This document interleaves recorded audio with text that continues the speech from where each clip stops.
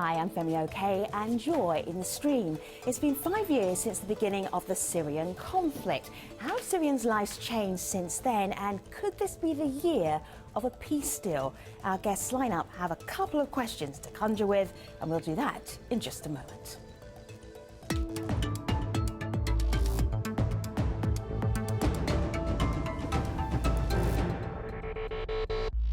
I don't envy digital producer Malika Bilal. She's been looking through with our stream team 5 years of online content on and about Syria. What did you find? And thankfully, we have a team to help do that. Absolutely. But over these 5 years, as Femi mentioned, we've seen countless social media campaigns about Syria. Hashtags calling for more funds, others highlighting specific causes like children's issues. Here are just a few more that have made waves over the years, like 2014's Let Us Through campaign. Now, it revolved around this photo of Palestinians in the besieged Yarmouk refugee camp, lining up for UN food aid. The photo was splashed on billboards in New York and Tokyo to demand aid workers be let through the blockade and into the camp. And then there was 2015's Summer in Syria hashtag. It started after the state news agency asked people to share photos of their summer activities. Well, Twitter users fired back, responding to the hashtag with images like these, showing the destruction caused by the war. And more recently, the With Syria campaign commemorates 5 years of war with photos like these, symbolizing people around the world joining hands with Syrians for a solution. Activism or clicktivism? You decide. Tweet us with hashtag AJStream. I am MOHAMMAD. Hi, I'm Dima Karabash, and we are With Syria. Over the last 5 years, numerous Syria peace talks were held, but none of them worked out. This week, the Syrian government and the opposition are back in Geneva, holding a new round of indirect talks brokered by the United States and Russia. The UN Special Envoy to Syria, Staffan de Mistura, said that there is a higher chance than ever of achieving a political solution and that there is no plan B for Syria if negotiations fail. The bloody conflict has now entered its 6th year. More than 250,000 people have been killed and almost half of the country's population has been displaced. So will these talks provide the turning point Syrians have been waiting for? To help us discuss this, we're joined by Rami Jarrah. He's a Syrian journalist who continues to go inside the country to report. Yaksan Shishaksri is a CEO of the Maram Foundation and director of the Olive Tree Camp. That's the largest internally displaced persons camp in Syria. And right here in the studio, we have Rafif Drajadi. She is director of the Foundation to Restore Equality and Education in Syria, also known as Free Syria. It's good to have you here, everybody. Yaksan, we're watching the headlines and we're following the news of these peace talks that are happening in Geneva. But on the ground, what are Syrians doing in Syria, the ones that you know? Well, Syrians on the ground are just trying to get away from the Assad regime shelling and bombing. And they not really have the privilege of watching TV or the electricity to watch what's happening in Geneva. They all wish, of course, to this, what you called it conflict, we still call it revolution, peaceful revolution, the way it started. And everybody's wishing to get rid of the Assad regime. So they continue their life in fear, but with hope to end this nightmare now. Let me show our audience this. This is from the New York Times. Signs of hope 5 years after the start of Syria's war. I'm going to just scroll down here. People protesting in the streets of Aleppo. Rami, these protests now, 5 years on, what do you make of them? I'm actually very proud that this is the case because I wasn't expecting this personally. After 5 years and after many incidences and the circumstances we're in now of a blown out war that we've seen across Syria and the whole world has witnessed, no one of us, I don't think I didn't expect that Syrians would be able to be resilient enough and mature enough to be able to set back to the streets and decide that this way and this means of expressing myself is going to get me a better result. In Syria now, in rebel-controlled territory, to be able to protest, it's not just resistance against the Assad regime. So some people see this as liberated territory. So this means it's very easy to protest because the Syrian government isn't there. There's a partial ceasefire right now, but that isn't the case. There are groups in the northern areas of Syria, in rebel-controlled territory in general, that oppose these protests. And it's important to mention that the majority of the people, these pictures that we're seeing now on your screen, the majority of these people protesting are actually fighters. And what this means is that these fighters are resisting against fundamentalist and extremist groups, not just Assad, but also these extremist groups, in saying that, no, we want to express ourselves this way, and we want a free and democratic Syria. So I'm very proud of this. Last Friday, there was 130 protests that took place across Syria. That is a very big number, given the fact that Syria is a country that is at war. How do you know there were 100? How do you know there were 130 protests? That's very specific, Rami. There are people that gather these numbers. So this there is a playlist online of 130 protests. So they've been documented. Sure. Thanks to social media, we're able to see that. Yep. Sure. And I want to show you what some of those protests look like when they were posted online. Here's just one video posted. This is by Kinan. He says, "Behold the resilience of Syrians who continue to protest," he says, against Assad. This today, and this was earlier in March, in Dumair, in rural Damascus. And so, Rafif, when you see that, I want you to answer about this next tweet, because you see these protests, but then Brooklyn here says it's difficult to articulate how stunning the scenes of anti-regime protests are after 5 years of unspeakable brutality in Syria. And she says, heroism. Is that your same thought? Absolutely. This is heroism beyond a shadow of a doubt. This makes the Syrian revolution unique. After 5 years of chemical weapons, after 5 years of barrel bombs, after 5 years of genocide, the minute there was relative quiet in any town, people went out in peaceful protest. They're chanting the same slogans they used at the beginning during the peaceful protest. So it's proof positive that this is a revolution. This is not a civil war. This is a popular uprising against dictatorship of the Assad regime. Can you remember the chants? Oh my gosh, there was so many, and I'm sure Rami and Yassani can weigh in as well. But the one that I used to love so much and that I heard again in the past couple of weeks was Wahid, Wahid, Wahid, Al-Sha'b al-Suri Wahid. One, one, one, the Syrian people are one. And of course, this means we are not Sunni or Shia or Alawi or Druze or whatever we are. We are all Syrians. We are all in this together. We are all in for freedom, equality, and dignity. And Rafif, you saw the Kinan was just mentioned. Kinan was actually just in Syria. He's actually now in Gaziantep. So Kinan came from the United States and went to Syria because he wanted to participate in these protests. And this gives it's an example of how much effort there is and how much need there is, an urge to actually make sure that there's a revival to the street movement. So I'm just very proud of the fact that this is possible again. Yes, I want to show you a little clip. It's of the city of Homs. I want to first check, who's been to Homs? Well, I've been to Homs, but not recently. Not recently. Not recently. So before 5 years ago, can you describe it to me? What did it look like? Oh, Homs was an industrial city, a thriving city, the third largest city in Syria. Homs was known as the capital of jokes and fun. Homs was a tremendous, tremendous city. I mean, you want to compare it maybe to not Washington, D.C., but something like Bethesda for context. Right? With a thriving downtown, with movie theaters, I mean, a normal cosmopolitan city. I want to show you some video, and it comes via In the Now's YouTube channel. I'm just going to stop talking for 10 seconds so you can really appreciate what Homs looks like right now.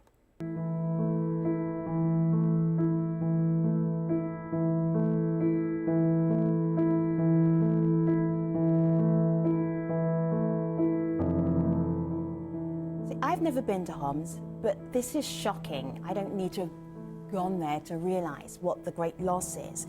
So in terms of looking at getting peace for Syria, I mean, this is just unbelievable that's happened in the last 5 years. Rami, how close is Syria right now? See, those scenes, honestly, I mean, this is footage that we have of Homs.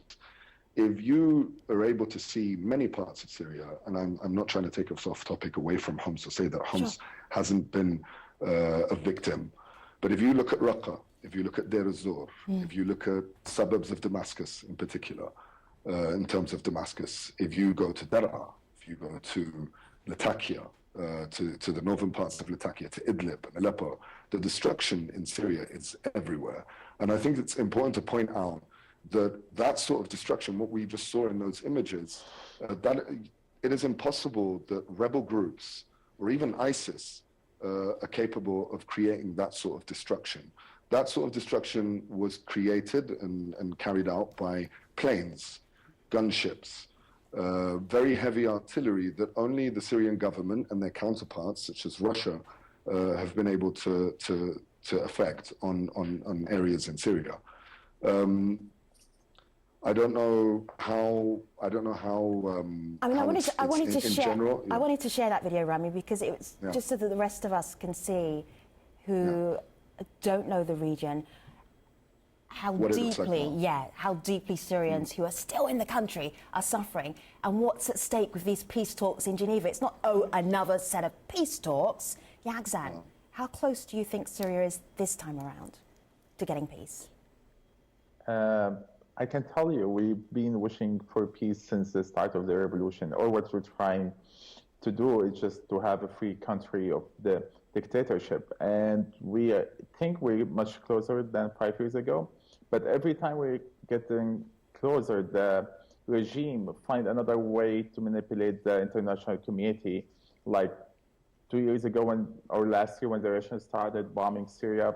Before that, we had Hezbollah. And so every time we get close, the regime find another way or trick to push us away from the peace. But we still think we're closer now than 5 years ago. So Yaqzan, you just mentioned Hezbollah. We actually had a few commenters online mention them also. And of course, this is the group out of Lebanon. I want you to have a listen to a video comment we got from Moti, who talks about what he thinks needs to happen for these talks to be successful. So have a listen. I think what has to be done in Syria is Assad got to go in order for the peace talk to be successful. Then by to be followed by Hezbollah in Iran. They need to get out of Syria and leave Syria for the Syrian people, which can rebuild their country and start, as they wanted 5 years ago, democracy in Syria. So those are a lot of conditions, a lot of factors. Do you see any of those coming out of these talks? It's the only way to get to the peace. It's just exactly what, like Mr. Moti said, there's no way to get to any close to any peace process unless we get Hezbollah out, because Hezbollah is one non-terrorist group, and it's also the Assad regime. It's like even by the international community, they said he used barrel bombs. They said he used chemical weapons in the rural Damascus. So I mean, which way you think we can have peace? I mean, the people who starting the revolution are civilians who really just looking for freedom, to have a life, to be normal, just to be able to post something on Facebook and not going to jail. Rafif. Same question? Yeah. I believe that every time there is a round of peace talks, we are a little bit closer. I believe that every time people go to Geneva to negotiate, the international community understands a little bit more about the regime's stall tactics. Sorry. I believe that every time there's a round of internationally televised talks, the regime overplays its hand. So I believe that the international community is witnessing the representatives of a genocidal maniac coming to a negotiating table and stalling, not discussing peace, but in fact imposing starvation sieges on unarmed people. But we're closer to peace because I think more and more people understand what Syrians are suffering, what has happened in Syria, and I think even Bashar Assad's allies are starting to get a little sick of him. I wanted to pick up on that actually, Rami, because we see this tweet online. This is from Laith. He says, I hate these headlines. Anti-regime protests all over Syria. What? You mean in the opposition-controlled areas that make up 5% of Syria? So I'm wondering if you have any contact with people who are actually in Damascus, who are perhaps surrounded by allies, as Rafif said, allies of Bashar al-Assad, or living there. What is their life like? What do you hear? Do you hear anything at all? I have family and friends that are still in regime-controlled territory, as we would call it. The situation there, if we go back 5 years and say when we were trying to oppose the government when those protests started, the situation there is now 100 times more difficult for those that live there to try and oppose the government or speak out. And the fact of the matter is, those that wanted to speak out, those that were willing to risk their lives to do so, and that's a very big thing to ask of someone. Those people, most of them have left the country. They've been imprisoned, they've been killed, they've been kidnapped by Shabiha. I mean, we've heard all these stories, and there isn't really much advocacy or source of advocacy left in regime-controlled territory. Most of the people there are also people that have left rebel-controlled territory because these areas are being shelled. There are airstrikes on a daily basis. These areas are very dangerous. So they've gone to regime territory, and it is a form of submission that they've gone to these areas. And that does mean that what you're going to see in these areas is there's not really much resistance to the narrative that the regime holds. So there isn't much hope that we're going to see any resistance from within areas in regime territory. I think maybe. Also, I mean, to mention the regime using the Iranian forces, some Afghanis, some fighters, foreign fighters, to fight to his side. So basically, Damascus is not only Damascene or Syrian people now; they have thousands and tens of thousands of people coming to paid people coming from other countries. We used to have Russian, and I know we still have Iranian, and we still have other countries fighting besides the regime. So people in Damascus are not free to show where they're feeling. And of course, we all communicate with, I mean, we have family. I grew up in Damascus. I went to school in Damascus. So we have family there. I try to communicate with them, even though they don't dare to post anything on Facebook or in Twitter, or even to talk in the street. Even inside their houses, they're really afraid to mention anything about the regime. But everybody's waiting until the moment where we all celebrate, let's say, the death of the regime. Can I jump in just real quick? Because you just showed the horrible, horrible footage from Homs. And you have to understand that many of the people who live in Damascus now have been displaced internally multiple times. They all know what Homs looks like. Everybody knows what Aleppo looks like. Everybody knows what Raqqa looks like, and they are afraid. They know that the Assad regime is capable and willing to do the same thing in Damascus. So there's still a culture of fear, absolutely. So you talk about this culture of fear. So I find what you've been doing with your organisation really interesting. The Freedom Charter, where you're asking Syrians, what do you want? How do you do that in a culture of fear? So you do that very, very carefully. You train hundreds of activists to ask questions discreetly, to take responses faithfully, whether or not you like the answer. You do that very systematically in every governorate. And at the end of a project like this, you come away with more than 50,000 surveys completed. So if people, I'm trying to imagine this, are people going door to door? People went door to door. People often went to small gatherings where it was possible. Right. People reached out to friends, family, relatives, as many neighbors, wherever they could find people.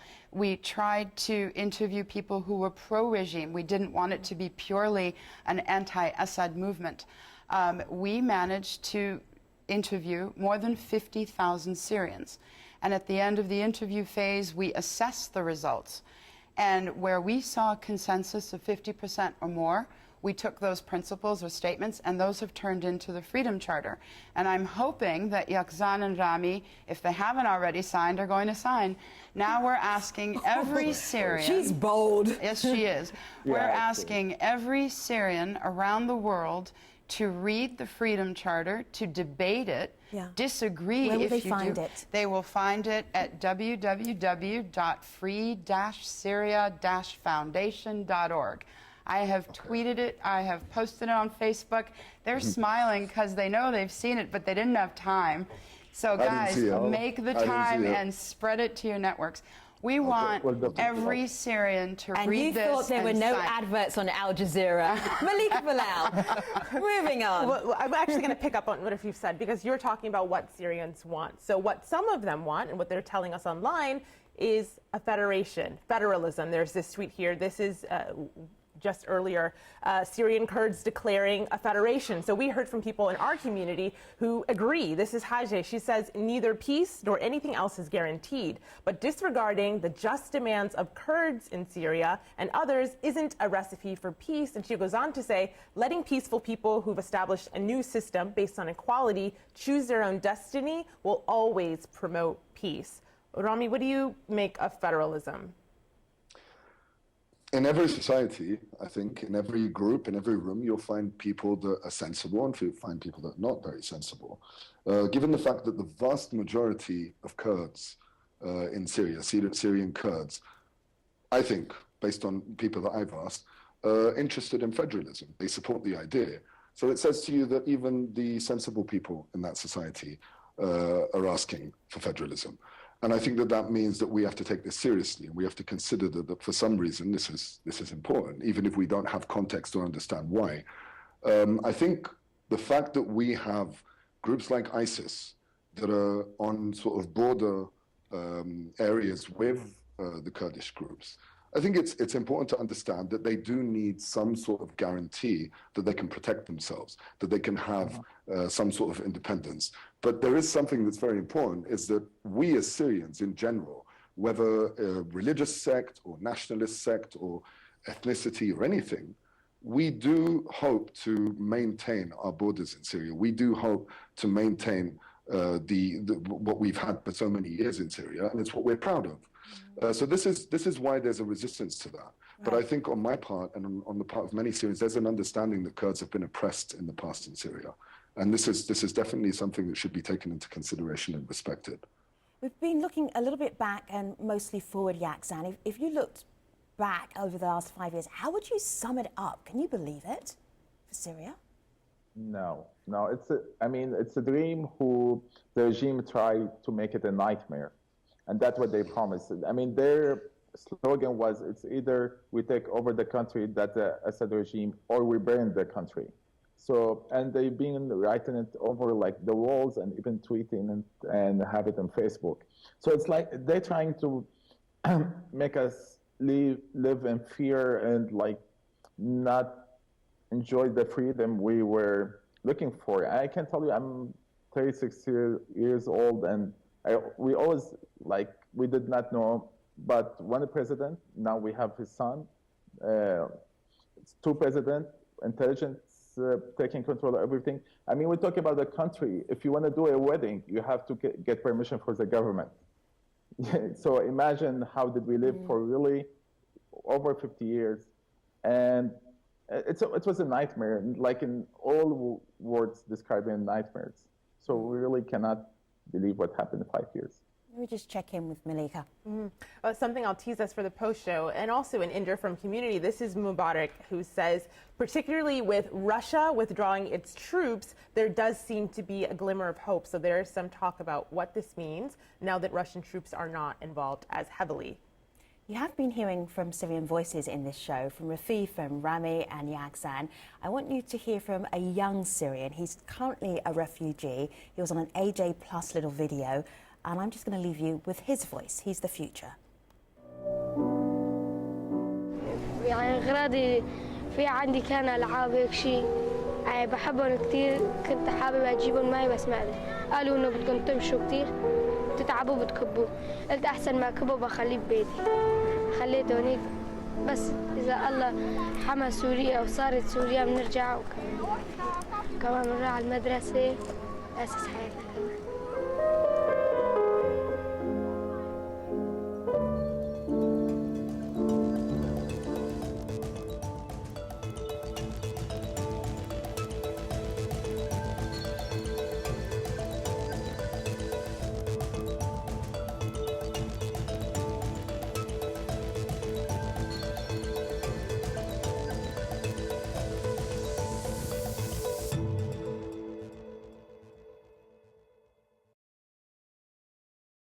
This is the Stream's online post show. We've been talking about how the lives of Syrians have changed 5 years since the start of the conflict. Getting back to the conversation via Malika. Well, I promised that we would talk about Russia because that's exactly what our community wants to talk about. Rafif, we just got this tweet from Abir. She says, Russian withdrawal wasn't pure coincidence nor a bang-bang decision. Opposition had no choice but to join these peace talks otherwise, or it was the end of the game for them. For the opposition? This is what Habir says. So what do you make of Russia's withdrawal? Why do you think it happened right now? What's the timing? So the timing is pretty ironic. I mean, we are in a peace process, and Russia announces that it's going to withdraw troops and return its warplanes to Russia. I believe there's still some Russian military engagement in Syria. Again, this is the government that denies involvement in Ukraine or Crimea, so I don't know how much we can take them at their word. I would challenge Abir and say that it seems to me we could interpret the Russian withdrawal, so-called withdrawal from Syria, as potentially a withdrawal from Bashar Assad, in which case peace is coming soon. Oh, fill in the gaps. There's a little blank there. Peace is coming soon because... Well, what? without the Russian government, yeah. Assad has no legs.